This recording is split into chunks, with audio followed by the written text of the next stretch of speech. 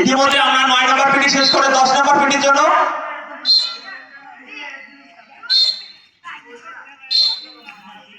ধন্যবাদ ভালো স্যার। আমাদের মাস পিটি অভিবাদনের মাধ্যমে শুরু হয়েছিল, আমরা আবার অভিবাদনের মাধ্যমে কি করছি, শেষ করছি। ধন্যবাদ স্যার। আমার এ পর্যায়ে মাস পিটি এখন বিরতি দেওয়া হবে স্যার।